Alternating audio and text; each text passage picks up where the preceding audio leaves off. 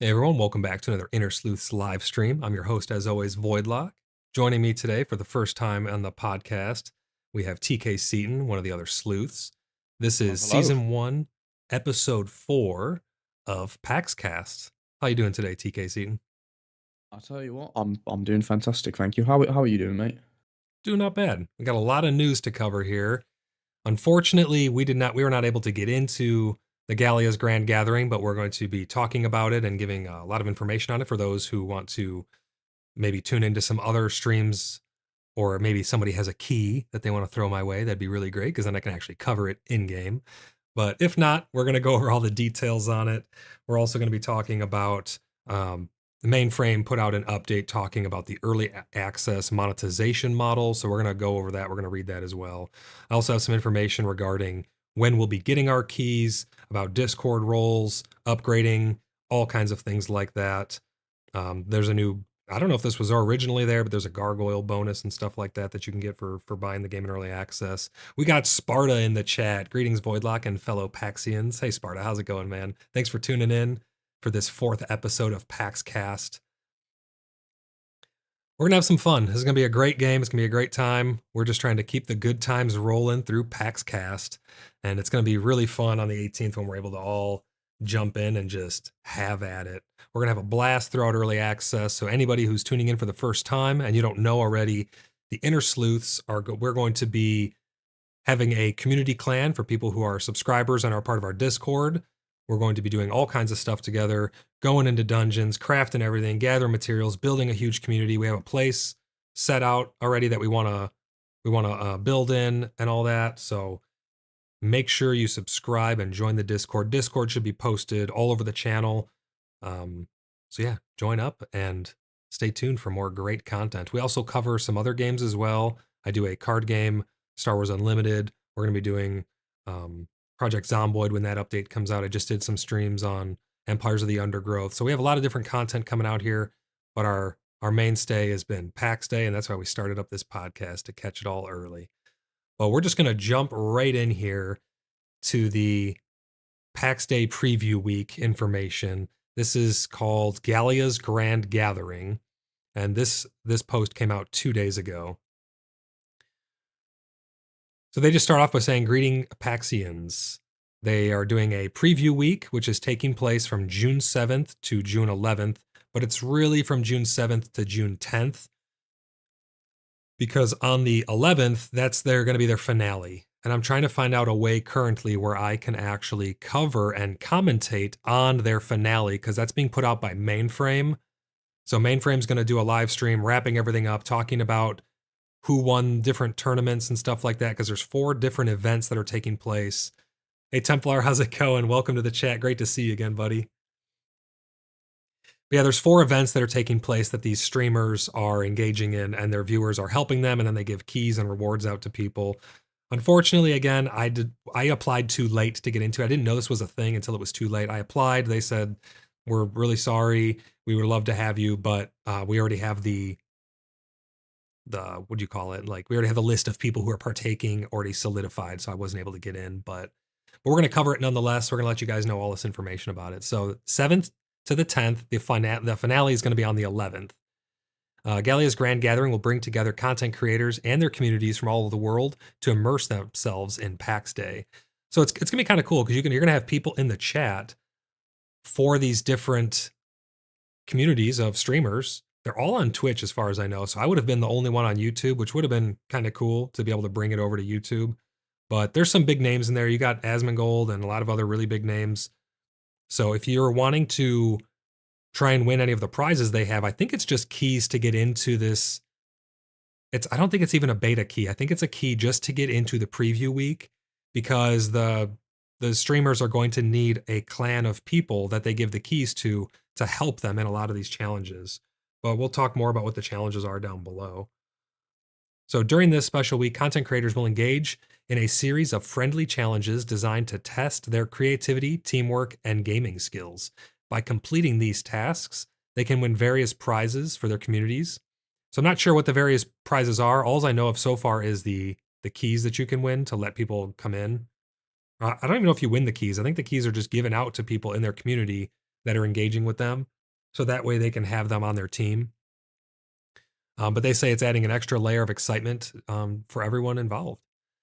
The highlight of the event is the Villa Extravaganza Challenge, which takes place at the end. I think it takes place on the 10th, but down below that we'll go over that.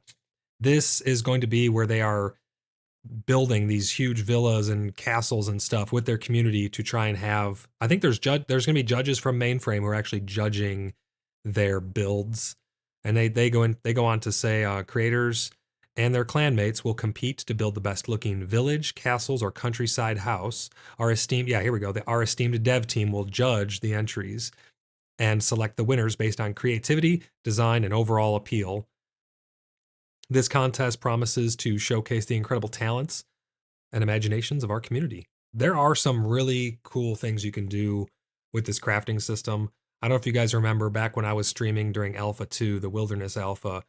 I'm pretty sure it was brought to my attention that it was Asmongold's clan who was up on that hill, that mountainside overlooking the valley.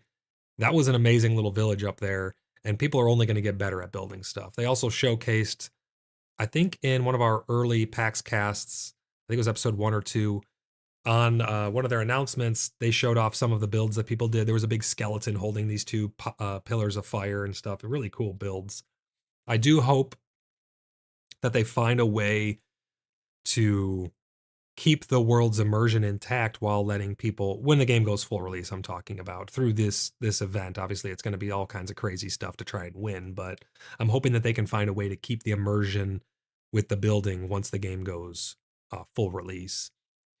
But they go on to say, enter the fray. PAX Day is a social game. You need a team to succeed. Each of our partner creators has been granted a bunch of invitations to distribute to their community. This means you'll have a chance to support your favorite creator and play PAX Day with them before early access starts. Yep, so it's going to end on the 10th. I'll scroll down a little bit here and get this image on screen. Throughout the event, you'll be able to follow the streamers' adventures on Twitch and other streaming platforms. To make it easy, here's a link to follow a bunch of there's got links going over to the PAX Day Twitch and YouTube. Down below, there's also a list of some of the prominent people who are taking place. So you'll be able to see the names of some of the people so you can go and follow them and take part. To cap off the week, the event will conclude with a closing stream on June 11th, hosted by 2 different channels there. So one of those channels, I'm gonna look and see if it's actually hosted by Mainframe. How's it going, Jason? Welcome to the stream. I'm gonna see if it's actually hosted by Mainframe. If it is, I'm gonna do my best to actually cover that closing ceremony and give some commentary on it. It should be covered by Creative Commons, so I should be able to not have any issue there because I'm gonna be commentating it, so it's not just me relaying a stream. This special broadcast will feature the announcement of the Villa Extravaganza Challenge winners, as well as an exclusive interview with our dev team. I'm looking forward to that. I want to see dev interviews with games that are early access are always a ton of fun. And a surprise reveal that you won't want to miss. That's what I'm really looking forward to, and that's what I want to bring to my community, to everybody who's going to be watching. I want to know what surprise it is that they have in store for us that we're not going to want to miss. It's going to be the perfect way to wrap up the exciting week of community-driven fun and creativity, they say. So here is a list of the challenges that the streamers who are taking part in this Gallia's Grand Gathering are going to have to overcome in order to win. And again, I'm not really sure what the prizes are going to be, but it's going to be interesting to see. I believe taking place today is the Great Expedition. Explore PAX Day and hunt some specific creatures. So I'm assuming they're all out there right now. I checked earlier and there was only like half or less of the people who were actually invited to the event are actually streaming. So you'll have to go and actually dig and see. Like I checked Asmongold's and he wasn't actually actively streaming it yet. Doesn't mean he wasn't going to, but Yeah. they're going to I be going suppose around. it depends on, it probably depends on time schedules and, just schedules in general, whether people Yeah, will be streaming it or not. right. Yeah, different time zones too. Because I know there's a bunch. They have a list of, let's just scroll down here for a second. They got German speaking content creators. They got French speaking. They have English speaking. So German and French are going to be the 2 other languages besides English that they're hoping to support on launch. But right now the game is just in English. But you can see a list of different participants here, but we'll go over some of those in a little bit. But yeah, so the first event the Great Expedition, hunting specific creatures, probably going to be like wolves, bears. I don't know how they're going to quantify it. I don't know if they're watching, if the judges are actually watching this, or if they have to get a certain number of pelts, maybe. But they're going to be going out hunting creatures. The next one is the Gallic Herbarium. They're going to have to gather a list of resources scattered all around Gallia. That's going to be kind of hard to do unless they have people in the chat or some other resources pulled up, because sometimes the nodes to actually find these are quite difficult to actually narrow down. Like if you're looking for a very specific herb, if I was in this, I would have people in chat looking at the interactive map guiding me to these different nodes so we could actually track them down. Yeah, I mean that might be the idea of it. Maybe it's to get everyone in the community involved, whether it's in chat or not, just to help the person actually playing find the stuff. So maybe that was their intention. Yeah, it definitely feels like this whole event is just to get everybody and anybody and everybody all involved, getting their eyes on PAX Day for the preview week, which is good to see. I mean, this is going to be a very community driven game. There's no traditional NPCs, so you're going to have to be doing a lot of player interaction and stuff like that. So having a clan, as we saw with me trying to do the alpha to the second alpha by myself, the wilderness alpha, it was very, very hard to actually do the gathering, do all of the different crafting yourself, all the different professions. We're going to need to specialize on different parts of the game that we're going to want to focus on. And I'm going to be doing a future podcast. I'm not sure when this will be, but it will be sometime before early access actually starts. So sometime before the 18th, we're going to get a lot of people together. I'm going to see what who of the other sleuths want to take part in this, and who from the community, like Templar, Sparta, Jason, if you guys want to take part in this. We're going to be figuring out who is going to be focusing on what aspects of the game. That's not to say we're not going to have crossover and stuff like that, but I want to get a feel for what activities people most like engaging with. What is your favorite crafting profession and stuff like that. The next event is the third event, is Parabellum. Gear up for combat. I don't know what they mean by this. They say just defeat some named. I have no idea what that means. I don't know if you get a hit list and you got to take them out, or if it's you got to defeat certain named monsters or enemies that are at castles or something. I'm not too sure. It's kind of maybe a typo. But the I other think it part, just kind of insinuates that defeat some named, as in like named players. It's probably just the wording to say like take on some actual players and not just you know the PVE aspect. That's probably what it's meaning. yeah, you might be right. So this might have to do with the whole PvP event, because after that they say, and set foot in the PvP zone at your own risk. Again, I don't know how they're going to quantify this. Are they doing how many kills you get or something like that? But I guess we'll find out as we pay closer attention to the people who are actually involved in the events. And then the final event is the Villa Extravaganza. Build your nicest house, village, or castle with your clan. And after that, obviously, is going to be the finale, which I'm going to do my best to cover. Mark your calendars, spread the word, and get ready to join us in PAX Day Preview Week, Gallia's grand gathering. It's going to be a week filled with creativity, competition, and community spirit. We can't wait to see you there. Yeah, I wish I was in it because I would love to see it, but we're going to cover it the best we can. Here's a list of participants on screen now. There's Asmongold. I'll probably pull up Asmongold's stream later. I know there was a lot of people who actually found my stream when I was covering the Alpha 2, the second Alpha. There's a bunch of people that actually said they came over from Asmongold. They somehow found my channel because of Asmongold. I love Asmongold stuff. He's a funny guy. But go and watch him if you want to try getting some keys or seeing what's taking place in game. We're going to be covering a lot of the stuff that's taking place out of game and just talking about the events that are going on because we don't have access currently.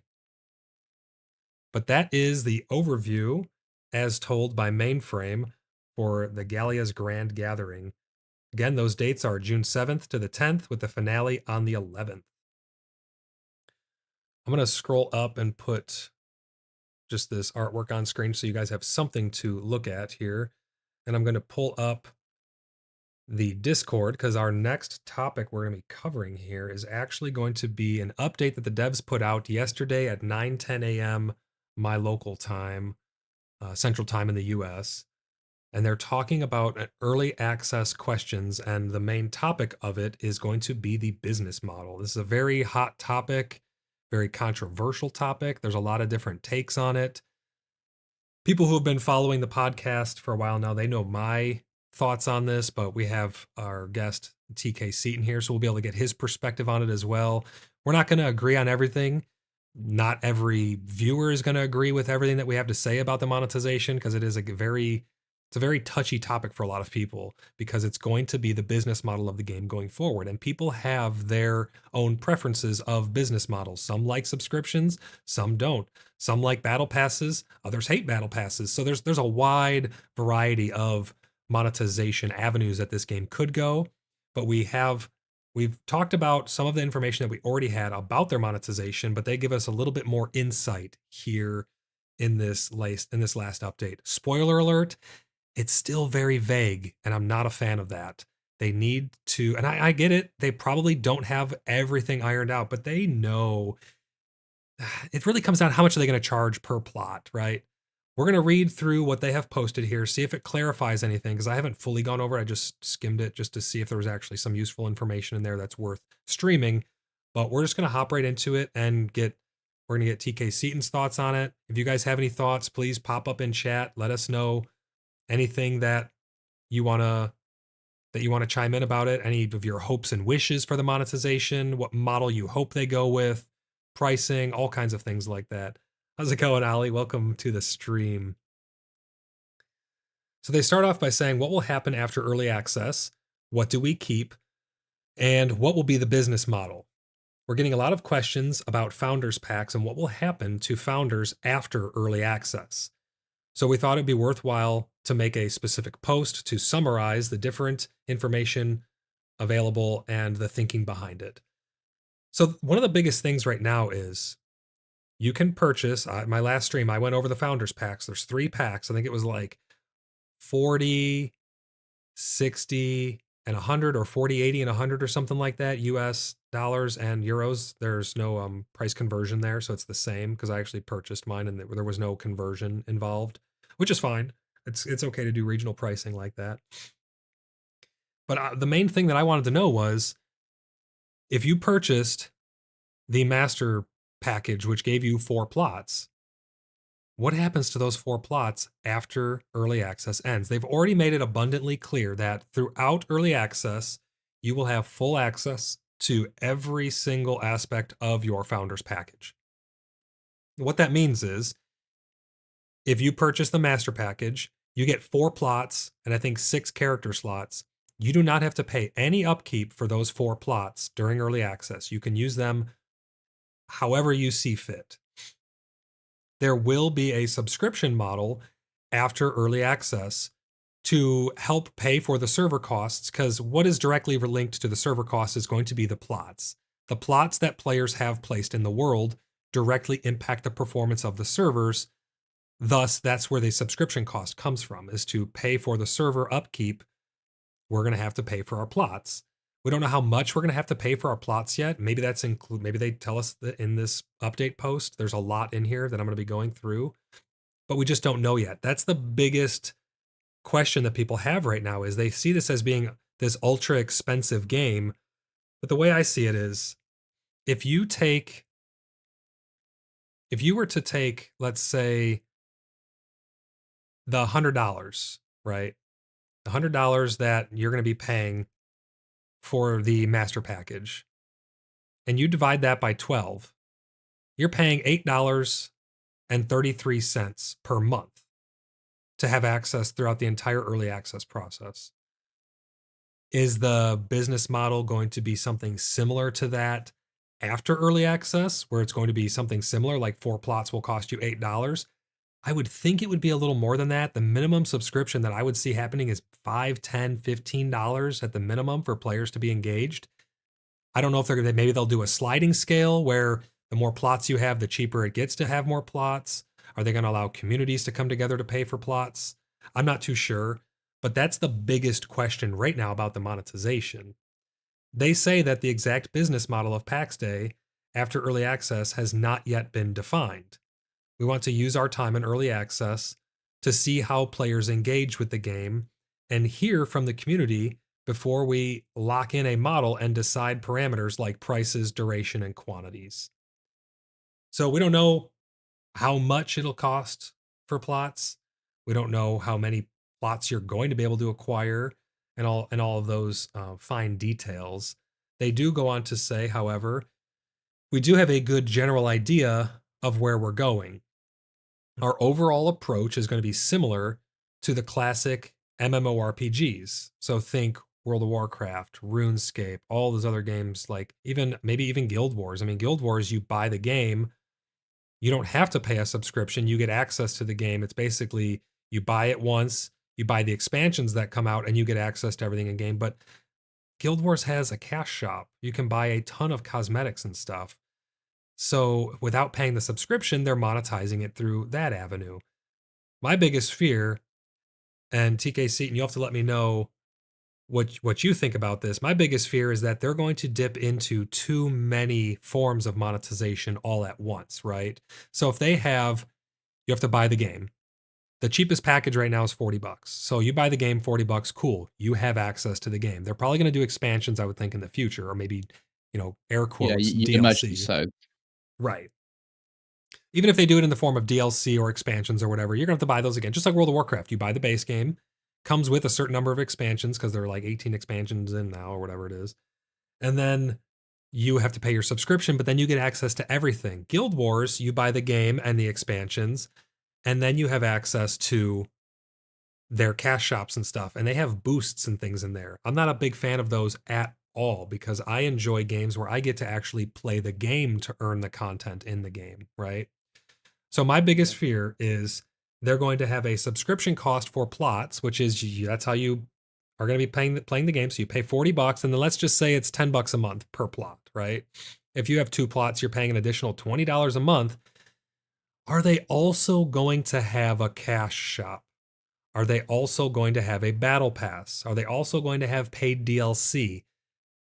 These are things that we just don't know yet. Maybe there'll be some clarification in the rest of this post, but what would be the ideal, knowing now that they are going to have a subscription for your plots, what do you think would be the ideal monetization platform that's both consumer friendly, but also lets the company make money so that they can keep producing it? Because remember, keep in mind, this is a live service game, right? Yeah, I was just going to mention that they can't just have it so you buy the game and that's it, because it being a live service game, they'd struggle to make money. So having subscriptions is probably the right thing to do. It seems odd, like comparing it to. I'm not sure about Guild Wars because I'm not familiar with Guild Wars, but with World of Warcraft, it seems odd having it the price depend on how many plots. And that'll be unique, but maybe interesting. Um, but I feel like if they are making a lot of money and they get carried away, I think it'll be very easy for them to move into other microtransactions, like maybe like skins for certain things or battle passes, which I think isn't really necessary. But I think it depends on how much money they make and how much money they need to make. They'll plan their monetization strategy off how much money they're going to be earning on average. Right. Yeah. And I think they're going to use this year of early access because early access is going to be 1 year, starting on the 18th, going clear through all the way around 1 calendar year, if not more, they said. So I think they're going to use that time to take the funds that they've gotten from the original founders, and they're probably going to determine how much it's going to cost them in upkeep for the servers based on that money that they had coming in already. Because again, if you buy the 4 plot package, that's only $8.30 a month to have access to the game. I'm assuming it's going to go up more than that to be able to play the game because again, they have to make some form of profit. But you got to remember, we're basically unpaid testers at this point. They're going to need to be very careful starting out with lots of monetization. They don't want to, throw in all these fancy, flashy skins that cost a lot, or they don't want to throw in these battle passes starting Right. off with, because that's just going to discourage new players from even looking at the game. Yeah, that's So my if biggest that thing. is, yeah, if that's going to be introduced, you probably won't see it for a while. So I wouldn't get too high hopes if you don't see it straight away. But it's likely that if that's what they're planning, that will come later down the line. Right. Templar in chat says, I don't think just doing a cash shop would keep them going. I could see it being a combination of a store and plot upkeep, maybe.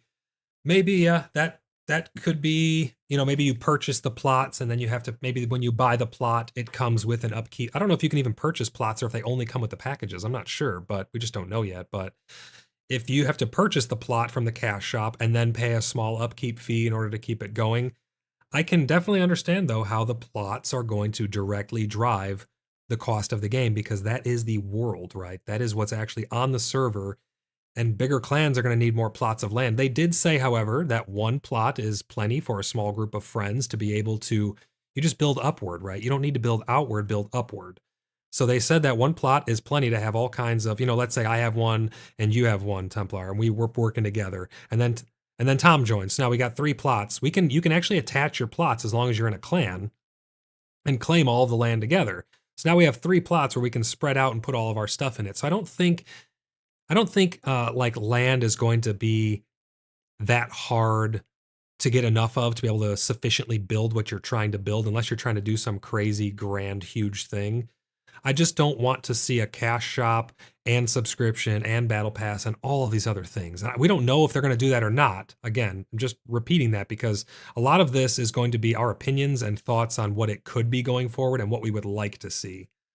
So let's go back to their It would be interesting it'd be interesting to see if, with obviously the plots of land, if they're individually, like, the price depends on how many plots you have.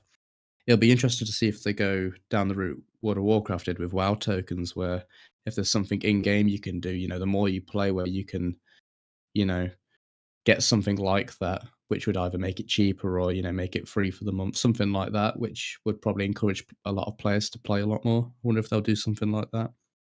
Yeah, like an in-game upkeep. So if you have this much, you got to pay your property taxes or something like that. I could totally see that. That would be really interesting, and I would prefer that. The only reason I don't think that would take place would be because, again, in World of Warcraft, you aren't really stressing their servers by existing. Sure, you're one character in there. It's really the world that does a lot of that, right? So in a game like PAX Day, your actual plots are going to be what is actually stressing the servers, and those are existing all the time.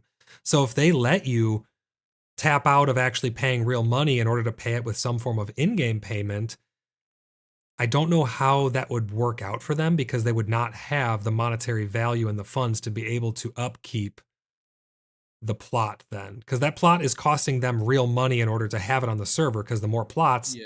the more servers they need running. So it's going to be an interesting mesh to see how that comes together. Templar says, oh, true, doing some daily stuff, style stuff. Yeah, that I would prefer that, to be honest.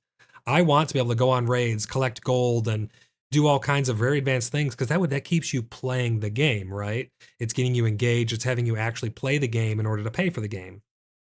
It's going to be a fine line, and that's why I think they're being very conservative with telling us what their business model is going to be going forward, because they don't want to overpromise and underdeliver, or vice versa. They're trying to get it just right, and I can respect that.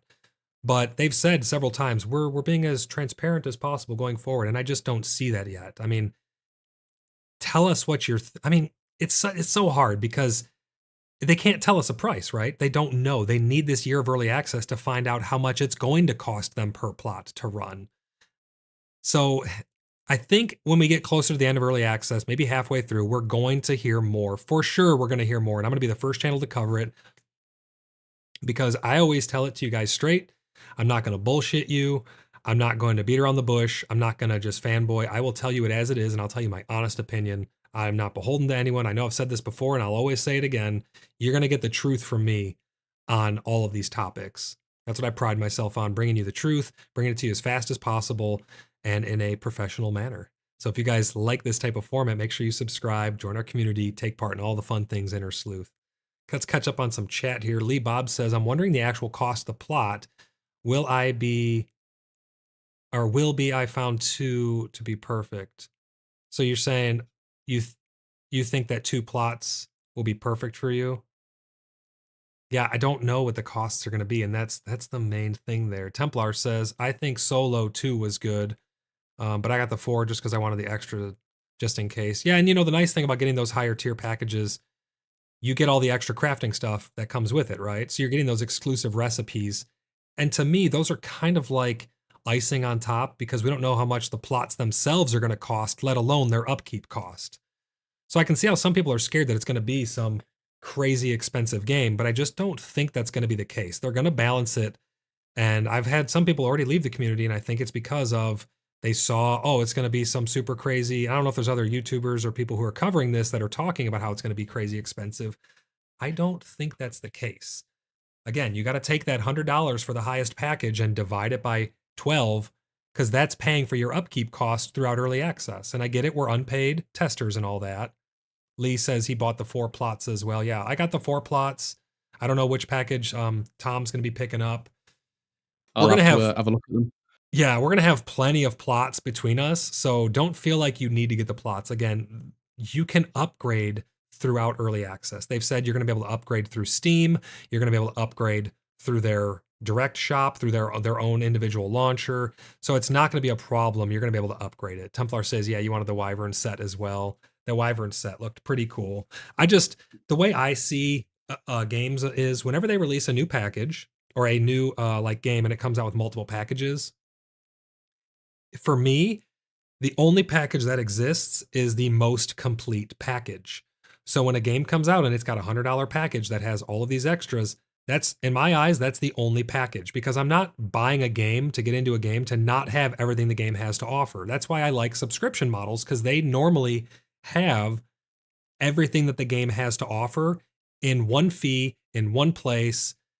And then if you want to keep playing, you keep paying. You get all the living service updates and stuff like that. That's why I like that business model so much. But I can see why that wouldn't appeal to someone. So let's see what else they have to say in this update post on their Discord. I'm reading this off of their Discord. So if you guys want to see this post for yourself, it was posted yesterday, 9:10 a.m. Central Time, US, and it's in their announcements room. So they talk about it. Our overall approach is to be like typical MMORPGs, where you have the initial purchase of the game, and then you will pay a subscription, generally 1 month fee. They don't tell us what the fee is. PAX Day business model at full launch after early access period is over will likely and similarly consist of a one-off purchase, giving you access to the game and 1 or more plots for an initial period of time. A fee, a subscription or similar, will be required for ongoing game access, which will scale depending on the number of plots a player wants to maintain in-game. Indeed, the plots have a high impact on our operating cost, and as such, they are the determining factor in the fee amount. Lee Bob says Elder Scrolls Online is okay with their model. Go into a little depth on that. I played Elder Scrolls Online only during their alpha, and I never played it at full launch. I had some problems with it, which I think were probably fixed, but I just didn't give it a chance. So Lee, let us know what is the business model of Elder Scrolls Online so we have something to compare this because I'm not familiar with Elder Scrolls Online's business model. We got Joshua subscribing live. Thank you, Joshua, for the subscription. Really appreciate that. We are pushing towards our goal of 200 subs and beyond. We have gained so many subs overnight. We went from the 160s to the 170s overnight. Really great that the community's coming out and supporting the channel. The Inner Sleuths is growing faster than I could have ever wished. We're going to be flying past 200 subs like never before. So thank you, Joshua, for that sub. We have stream elements running. Tips and donations and stuff should pop up on screen. Haven't gotten any yet, but they should pop up on screen, and we recognize all of them, and as well as the subscriptions. So thanks, Joshua, for that. But yeah, Lee, let us know. Tom, you don't know about Elder Scrolls Online's business model, do you? I'm not familiar with Elder Scrolls Online. Again, you've played it in alpha. I don't actually think I've ever played it at all, to be honest. So you'd know a lot more than me. Yeah, I know you buy the game. I don't know if they have a subscription. I think they have the option for a subscription. This would be really interesting for the game. Okay, hear me out on this. This could be theory craft here. But PAX Day, mainframe, if you're listening, I think this would be a great way of doing it. What if not everybody wants to be a landowner? You could have they purchase the game and they get to play maybe at either no subscription cost or a reduced subscription cost. But that's going to force them to join a clan. If they join a clan, their clan now gives them access to their plots, or their friends have plots maybe. So if you're playing with two people and you only want one plot between you, one person's paying for the plot, kind of like Minecraft Realms, right? One person's paying for the realm, all their friends can connect. That plot is paid for. The server performance that's going into that plot is paid for. Those people can choose to pay for it however they want. They can chip in together or whatever. But then you get to the point where landowners are the ones paying the upkeep. If you have big clans, they have a lot of land, they're paying for the majority of your upkeep. You're still getting your servers paid for. Then I would be okay with having some form of cash shop as long as it was not player power and pay to win locked behind it or any form of paywall. Then and only then do I think that that's acceptable, because now you have people who are not necessarily forced to pay a subscription or a high subscription, maybe just to have access. It's $5 a month, right? Okay, cool. I'm not a landowner. I don't have to pay the extra $10 a month per plot. So if you're a landowner with one plot, you're paying 15. They could have that scale. That would be a really interesting business model. Some chats here. We got Lee Bob saying $15. So he's talking about the Elder Scrolls Online. We got $15 a month fee, 10% extra gold and XP. Joshua says, you're welcome. Again, thanks, buddy. Lee Bob, once a year, a chapter comes out for around $50. Okay, so yeah, they release like an expansion. You buy the base game, release an expansion, $50. You pay $15 a month. Correct me if I'm wrong. Do you have to pay the Elder Scrolls Online fee, the $15 a month, or is there a way to not have to pay the subscription fee? I feel like you have to. And then what do you mean by 10% extra gold and XP? Oh, you get 10% extra gold and XP for paying the fee per month for like the membership, but you don't have to. Is that what you mean? I would imagine that early days, from like what you remember, subscription was probably optional, but that's probably changed now. I would imagine that it's a lot more popular. There was no subscription when I played because I played in early access. I was like an original Oh, tester. But the thing I didn't like about the game was, and this is off topic, the tangent, but it was like, it's been since fixed, I believe, but it was like a running simulator. You could run for like 2 seconds. And then if you wanted to increase your stamina, every bit of XP that you gained had to go into your stamina in order to give you longer run duration and stuff like that. And there weren't really mounts in the early access or the alpha and stuff like that. So it made getting around a nightmare. So Lee Bob's saying it is played for free. Okay, so that's cool. If they go a model like that where you can play for free and choose to have a membership or tie the plots and the land ownership behind the paid membership, then I would be okay with some form of monetization for the free people. But it's going to have to be no player power, no pay to win, no pay to advance type stuff. Because again, if you can pay to further your blacksmithing faster, you're going to become the world's best blacksmith and people are going to be coming to you. So that's pay to win, in my opinion. If you're paying to be better than all the other blacksmiths or all the other carpenters or anything, that's pay to win. I don't like pay to win. I like to earn my merits in game and have my merits prove themselves in game as opposed to, external monetization. I mean, for a business model for a game like this, pay to win just wouldn't really work anyway. It would I mean, kill it, honestly. yeah, it would kill it because all it takes is for a lot of the players playing already to be discouraged. It's like, oh well, I can't be the best blacksmith now because this person's putting a fortune in just to be it, and then you run out of stuff that you can do, and then when people are saying, oh, why didn't you play this game anymore, and then it spreads that it's paid to win, and it's just not a good idea, really. Yeah. So So Lee I Bob doubt they'll do says, that. yeah, I don't think they will either, but we'll see in the coming weeks, months, years. Lee Bob goes on to say that for every monster chest you get, he's talking about Elder Scrolls Online here, or quest you finish, you get extra gold and XP. Also, you get 1,500 crowns where you can use for cosmetics. So 1,500 crowns, I'm assuming you get per month that you can use to pay for things that you want in the cosmetic store based on your subscription. So it's kind of like having a Costco membership, although a little bit different. It'd be like if Costco let normies in, but normies didn't get the good deals, right? It's like a Costco membership.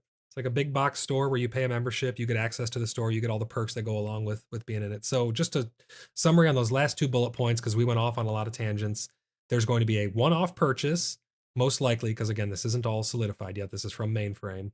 A one-off purchase giving access to the game and 1 or more plots for an initial period of time, and then a fee, which is a subscription or something similar that will then be required for ongoing game access, which will scale depending on the number of plots the player wants to maintain. The key word is maintain. So you can have 4 plots. If they're not active, I'm assuming you don't have to pay for them. So if you have 4, but you only use 1, you're only paying the maintenance fee on 1, right? And then they go on to say that that's just going to cover their the high impact of plots on their operating costs. By purchasing a Founders Pack now, you can play unlimitedly for the entire duration of early access.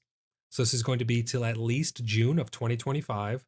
On top of that, you are covering the initial purchase cost at launch, getting character slots and exclusive recipes that you will retain permanently.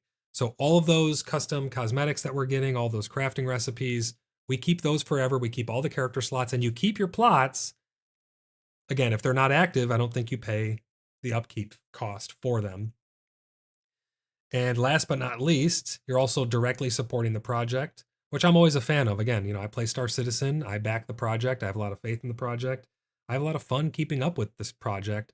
That game's a little different, though, because it's crowd-funded, right? There's a difference between a game that is not crowd-funded and crowd-funded. Star Citizen is crowd-funded. This game is not. You are funding the game and giving it support by buying these early packages, but it's not crowd-funded. It's a very different business model. But we are going to get... I'm sure those prices are going to go up after launch as well, so you're probably getting better prices. You're getting all the exclusive recipes. There is a gargoyle. I'm not too sure what this is yet, but it wasn't in the packages. There's a gargoyle, I'm assuming cosmetic, like building material or statue or something, that if you purchase the game directly from them during early access, you get that gargoyle recipe as well. So you get all the clothing, all the recipes, all those bonus character slots and stuff like that. And again, divided by 12, you're paying $8.30 for the highest package over 12 months. The keys for people who purchased for Steam, you get those on the 18th. And if you purchase directly through them, you're supporting them directly. They don't have to pay a Steam fee. But I'm assuming since they're just giving you a key right now, I don't think the Steam Marketplace will charge them the whatever percentage it is. I could be wrong on that, but I got a Steam key just because I like to have it keep track of achievements if there are any, and any playtime that I have and stuff like that, and friends lists and being able to join friends and things like that.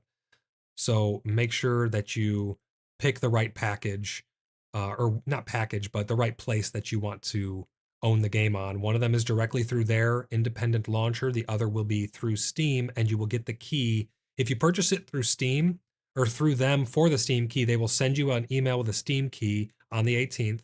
If you purchase it through their launcher, it will automatically activate on your account on the 18th. There is no, I don't think there's any preload yet. So both parties will have to download it day 1 on the 18th. Again, remember, you can always upgrade your package later. So any more thoughts on the business model before we move on to read the rest of this update that they have here?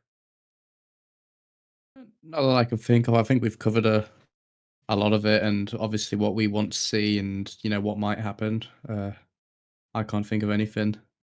Okay, yeah, that we're and missing. one other note is the Discord roles. If you buy it through their for their launcher, you get your Discord role now. The room for the exclusive founders, that room doesn't exist yet on their Discord, but you will get your role immediately if you purchase it through their launcher. If you purchase it for a Steam key, you do not get your role until the 18th once it becomes active. So just keep that in mind as well. You do not get the Discord role yet. And I already said there's no download. The keys are coming out on the 18th. That gargoyle bonus, we covered all of that. Lee Bob says he's in his Vulture right now in Star Citizen. I love the Vulture in Star Citizen. We're going to be covering a lot more stuff on Star Citizen. Our 3 main areas that the Inner Sleuth is going to be focusing on for the foreseeable future is, well, there's going to be a lot of Project Zomboid sprinkled in there as well, but it's going to be Star Wars Unlimited, the physical card game that I've been doing tournaments for and playing. I'm trying to start up a podcast for that. It's going to be PAX Day, playing PAX Day, and our podcast as well, as also Star Citizen, the three main staples of our channel for right now. So if all of that sounds good, make sure you guys subscribe. Let's see what else they say here in this post. They say if you're not sure which pack to choose, here's a few tips.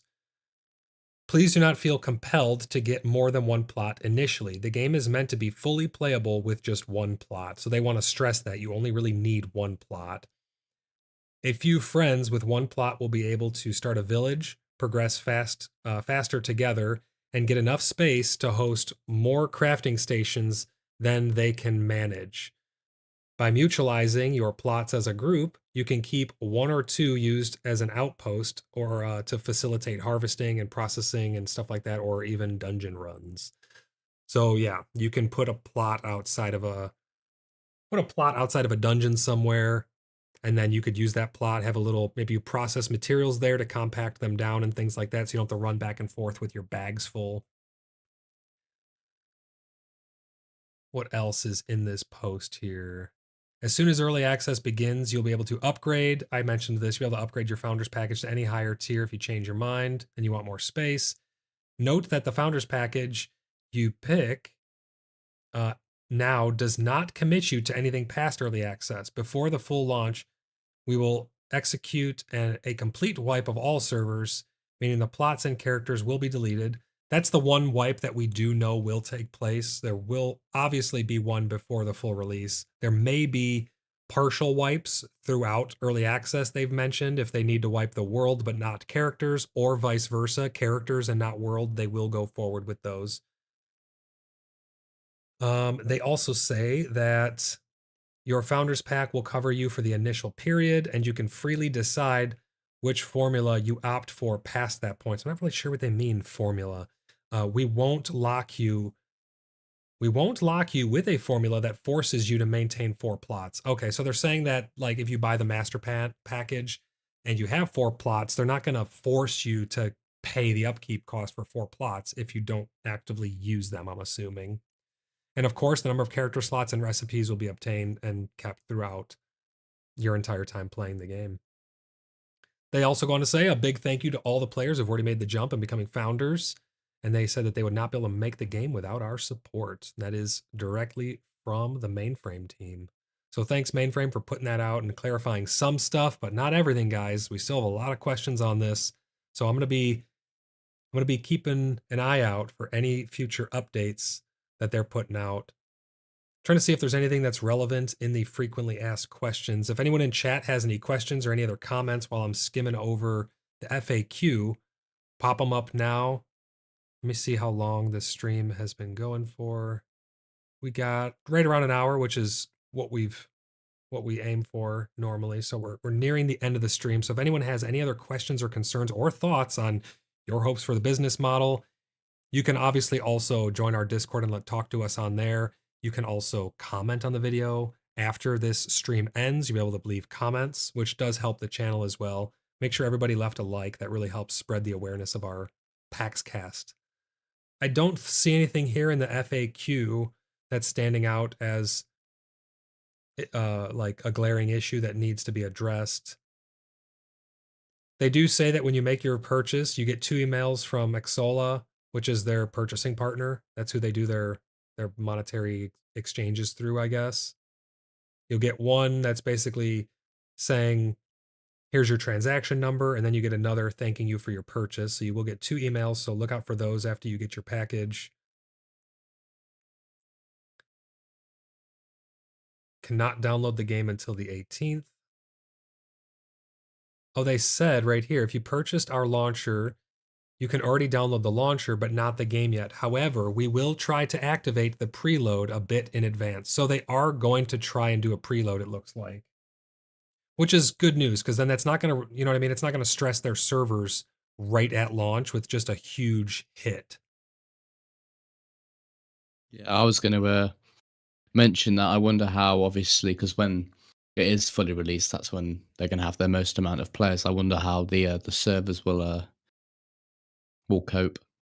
Right. Hopefully, it's not like a World of Warcraft expansion release where the servers just light on fire, or Star Citizen when they do a free fly event and the servers just actually burst into flames. I wonder. Bebop with question of what do you think would be the reasonable price for subscription? All right, let's see. That's a very tough question because I'm trying to think. I kind of alluded to it a little bit earlier, but I'm just thinking now. I think it would be fair to have a 5. So let's say if they do go the model of not requiring you to be a landowner, I would see it being reasonable to charge either no subscription or $5 a month on on the very, very low end, because again, you're not a landowner. They've made it very clear that you are directly impacting the performance of the servers by having land. For the actual plots of land, I hope they're not more than $10 or $15. I hope they're $5 or $10 per plot. That would be decently reasonable because then you can choose how many plots you really want to maintain. That's my hopes.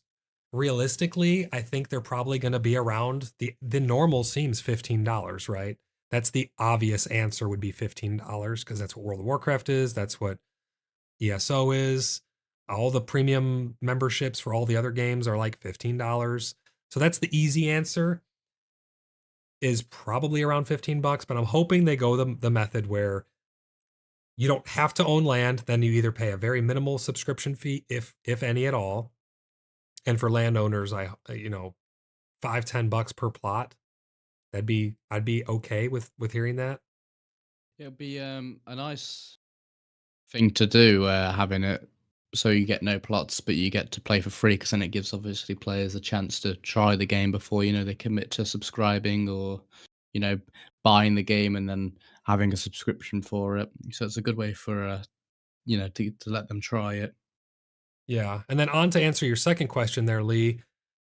Uh, what do you think is a reasonable cost for additional plots? I have I have like two answers for this. The first one is going off of what Tom just mentioned there, how maybe you don't need a plot because you're going to play with friends and stuff like that.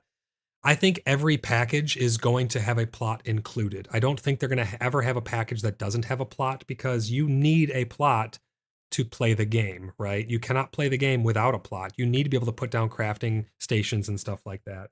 So without actually having a plot, if you get kicked out of your clan or your friends decide to kick you out or exile you or whatever may happen, you're screwed then, right? You're not going to be able to play the game. So I think every package will have a plot. Whether you need to use it or not, I think they should enable or disable the plot upkeep fee. I don't think you should be forced into one. Jeff says, sounds like a way to reward whales. Can you elaborate on that? What do you mean by rewarding the whales? So you're talking about the big spenders in the game. It's going to be rewarding them. What do you think will be rewarding them? Additionally, I think that the additional plots will probably be reasonably priced around, I want to say anywhere from 10 to 20 bucks. It's gonna come down to there's so many moving parts, right? So are the plots going to cost $10? Are they going to cost 20 bucks? I could see them costing 20, I could see them costing 15, I could see them costing 10. I would guess anywhere from 10 to $20 to buy a plot would be reasonable. And then the upkeep for that plot maybe 5 to 10 bucks, on the upper end 15 bucks. So it could get expensive if you're trying to have a bunch of land, but again, they stress that you don't actually need to have a bunch of plots. So they're probably going to try and capitalize on getting a subscription out of everybody because everyone's going to need a plot. So if it's one plot comes with your original purchase, then you just pay the upkeep cost of that one plot.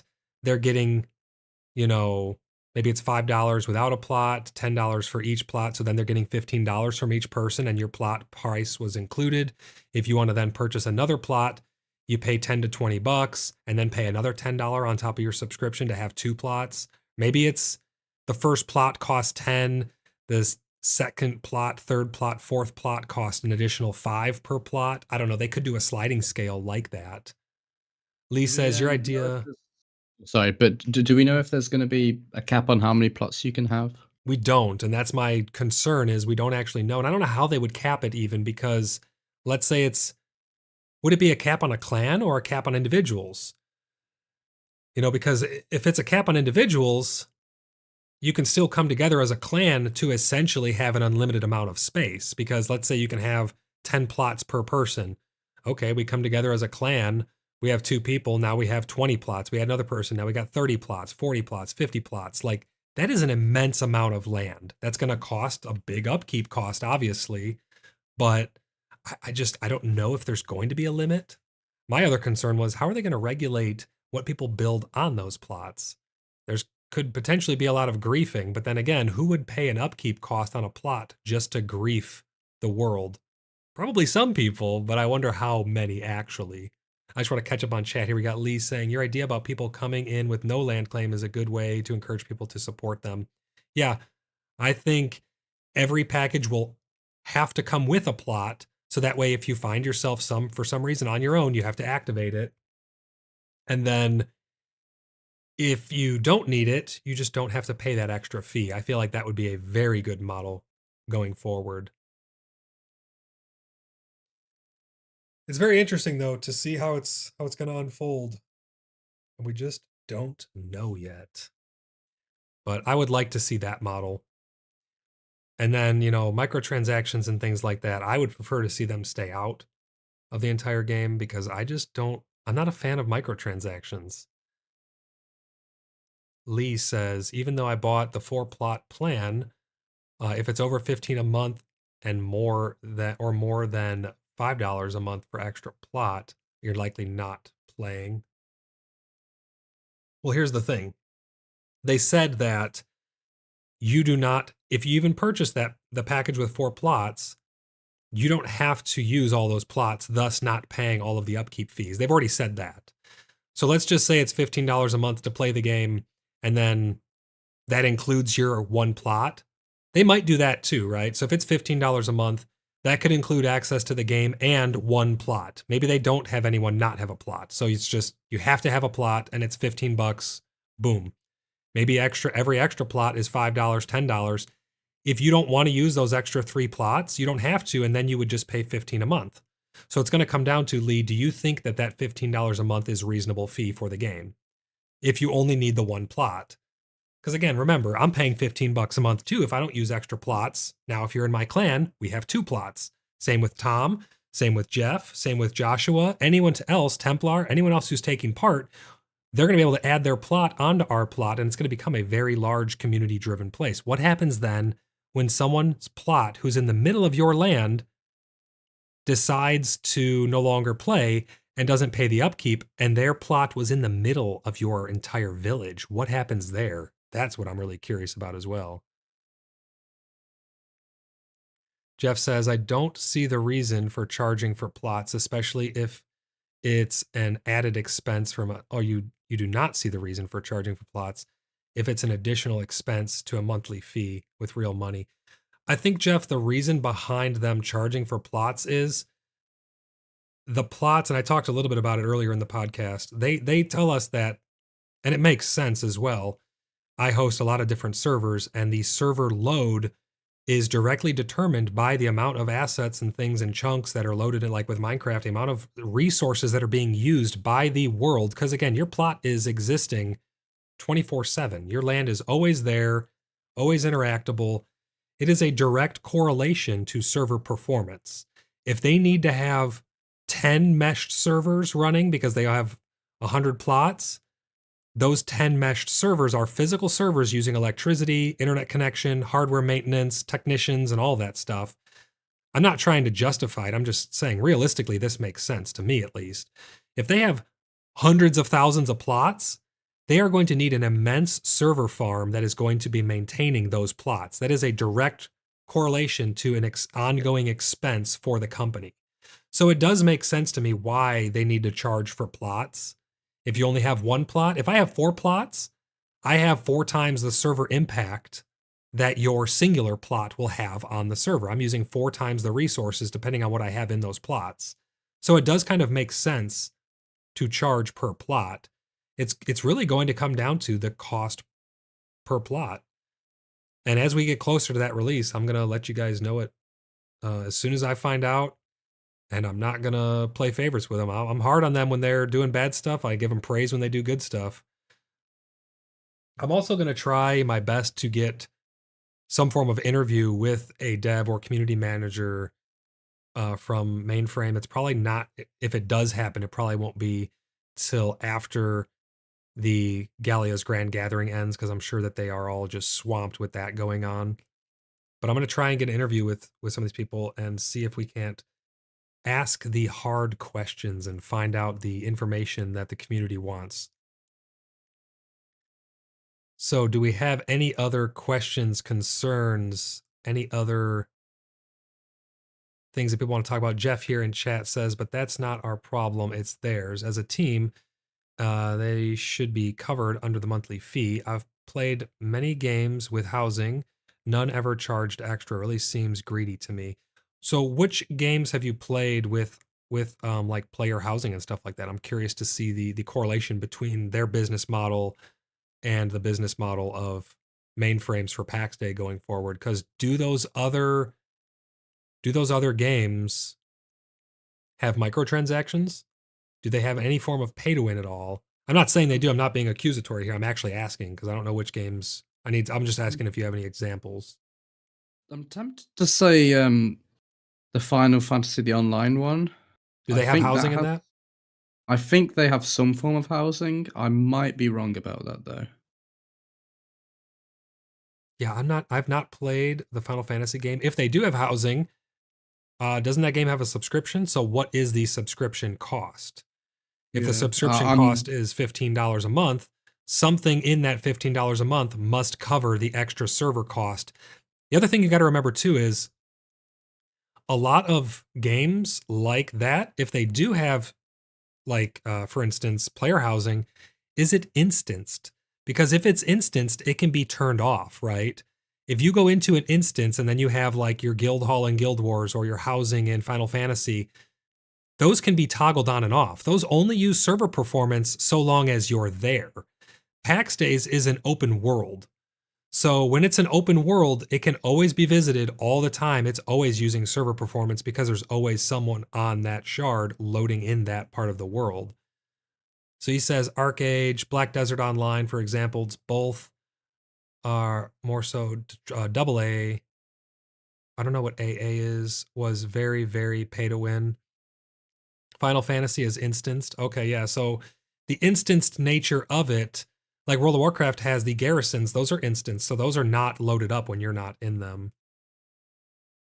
You said Black Desert Online is. Yeah, I played a little bit of Black Desert Online. It was very automated for me. It wasn't my favorite game, but I could see why some people would like it. But it felt very automated, like the moving around and stuff like that. You could set pathways and plots and stuff. But yeah, I don't know. We'll have to see as we get closer to the release what exactly it's going to be. But I want to say I'm giving them the benefit of the doubt and that they're not just being greedy and that this actually has an impact on server performance. And that's why they need the extra money. Oh, ArcAge. Yeah, okay. Again, I'm not fanboying or anything like that. I just, in all realisticness here, it seems like the subscription will probably include one plot. If you need more plots, let's just assume for a second that let's just say it doesn't use any extra server performance, right? Let's just say that that's a complete myth, which I don't think it is. I think that's a very real thing. But let's just assume for this argument's sake that it is a myth, right? You're taking up real estate on an entire region's realm. That real estate is consumed by you permanently as long as you're paying the fee. So if there wasn't a fee or an additional fee for claiming these plots of lands, what's to stop people from just, I guess you could just arbitrarily limit the amount of plots you could have, but there needs to be some form of limit, right? It can't just be you can have unlimited plots because the world would just be consumed with plots that didn't have an upkeep cost. I'm going to take down this so we can just have that off screen for the rest of the stream here. If there's no upkeep cost, I mean, you could just have people that grief the world, leave their plots there, and then sure, maybe they expire after a week or two without you visiting it or something. But I don't think that that would be good for the world exploration experience. I think when you're charging people based on the plots of land, people are going to care more about their plots of land. It's like, people like taking care of their houses more than they want to take care of their apartment. When you pay because you own something and it's your pride and joy, so to speak, you're cutting the grass, you're keeping the place looking nice. And obviously, there's going to be exceptions to that, but just using that as an example, I feel like that would help the world look nicer as well. Jeff says, I'm fine uh, if it's an issue, but included in the monthly fee, I think is what I'd want to see. Cash shop would be for cosmetics only. People love their outfits. Yeah, I agree with you there.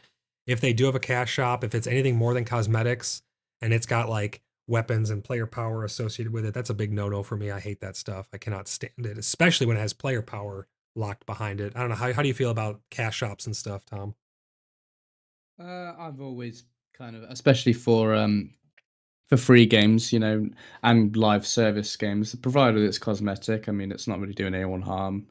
A lot of the time, people want to look fancy. It's a good way to make money. Some companies obviously are very greedy about it, but some companies do it well, having paid cosmetics. But I think I think it's a good idea. But as soon as you start adding, pay to win stuff in, everyone's going to get it, and then it's just unfair. And then for a game like this, it's just a bad business model, really, which they should try their best to avoid. Because like you play a lot of Apex, and Apex has purely cosmetics, as far as if I'm correct, is that's all it has Yeah, is yeah, paid it's cosmetics. only cosmetic. Yeah. However, it's still possible to get that wrong though, because there's a difference between you know cosmetics and buying them. But a lot of the times, and a lot of games have started recently doing this. I know League of Legends, they've recently done it where they're overcharging for certain skins, whether it's £150 or dollars. Right. But at League of Legends, they have one that came out recently where it's $500 for a skin, and that's just taking the piss, really. Nothing's worth that much. If it's Right. just a cosmetic, and I see no that's doing pay to skin. That's doing that wrong completely. So hopefully, they don't get carried away by the money they make in the shop, and go down the same route as that. Absolutely. Yeah, I agree 100%. Jeff says maximum amount of plots will be hard to enforce as people can just use multiple accounts. That's true. Actually, that's a good That point. it, that is true, but that also comes back to there being the subscription cost, right? Because it's a lot less incentivizing for you to have multiple accounts if the plots are costing you an upkeep fee. That closes that loophole. Like for instance, World of Warcraft, you have multi-boxers who are paying for 10 subscriptions in order to follow each other around and moonbeam people to death with their max level druids and stuff like that. They have to pay for each of those subscription fees, so the company's making money off that. This would close that loophole by charging a plot fee, and it's going to prevent people from just wanting to have multiple accounts just to maximize. Like for instance, let's say if you have one account and you get 10 plots, right? And there's no upkeep cost. You're going to use all those 10 plots. You just pay the one subscription fee and you have 10 plots. There's no plot fee. Now it's incentivizing you, if you need more land or whatever, to just make another account. Now you have 10 more plots. And as long as you're paying the one low flat rate entry fee subscription, now you have 20 plots. Whereas it becomes a lot less incentivizing for people like that who want to do stuff like that or try and use that, exploit, if you will, by charging them per plot. Because now you get one plot included. If you want to have two accounts, sure, you get two plots, but now you're paying for two account subscription fees. If you want to have additional plots, $5 per plot, whatever it may be, that's going to prevent a lot of that exploiting or griefing or whatever you want to call it, gaming the system by charging people per plot. Again, I'm okay with paying per plot because you're paying for more land, you're using up more server resources, you're directly taking up land in the world that is persistent. Again, you got to remember it's persistent.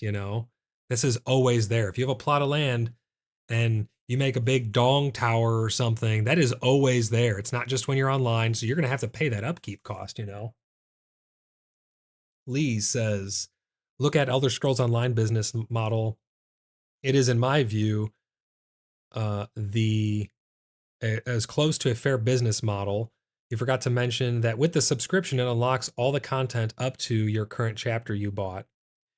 Yeah, that's good when they do that as well. You're getting all of the new content that you would have otherwise missed out on and stuff like that by having the subscription.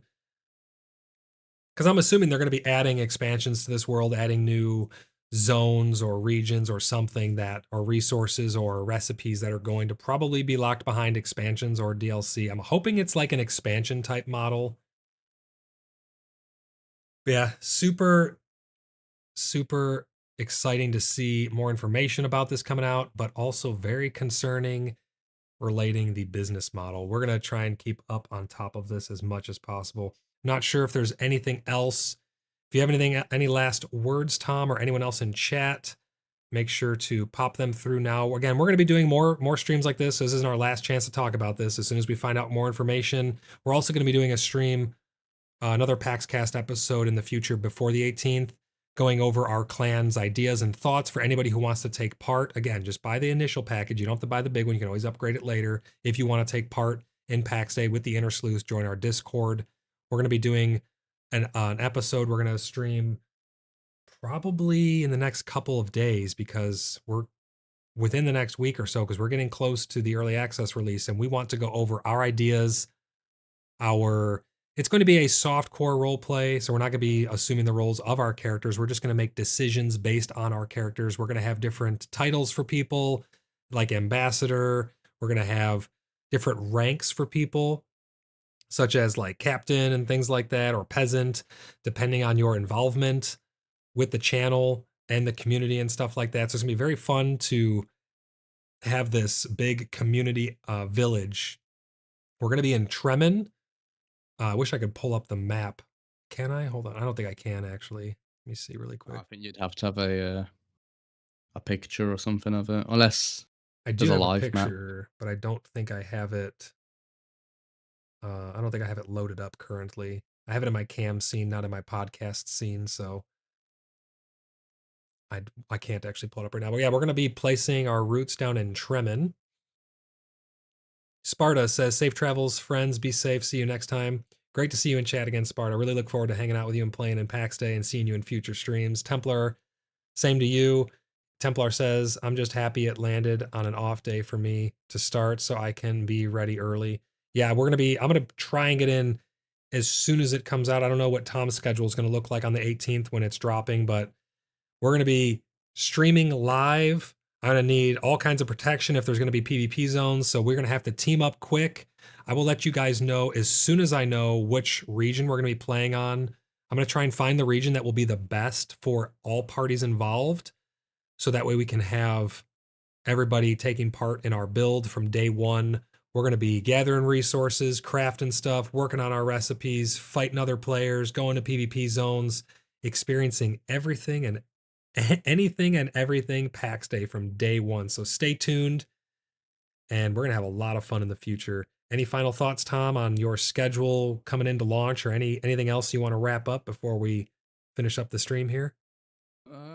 It's the 18th. I hopefully don't have anything, Sounds around good. that time. I don't know though, but I will have to let you know. I think we've covered a lot of stuff. I think I Yeah, don't we've think gone there's over all anything the we've news missed, that really. we have so far. I mean, we can talk till we're blue in the face about the monetization model going forward, but the fact remains it's all just theory craft. We don't really know, but as soon as I find out more information, I'm going to be bringing it to you guys live, because I do all of these live. These aren't really scripted. I have talking points.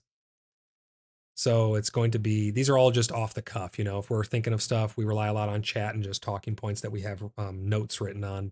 Lee Bob says, last question for me. Will they implement voice chat? I vaguely remember reading something on the Discord about voice chat. I cannot confirm nor deny. I will try to make note about that question and try to find out for the next live stream. Let me write that down right now. Voice chat. Yeah, I'm not sure if there will be voice chat. I would like to see voice chat.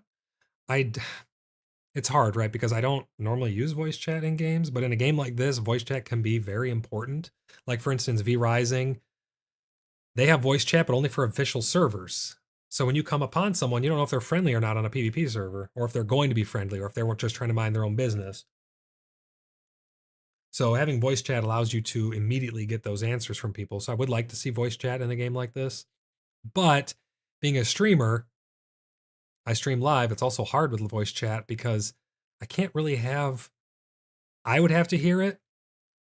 Excuse me. But you guys wouldn't be able to hear it because you never know what someone's going to say, right? And on doing this live, this is, this channel is, I'm trying to grow this channel, not get not get absolutely deleted by something that someone else just said, or a troll who's, following me just to be able to say obscenities into the microphone. So I may have to turn it off even if it is enabled.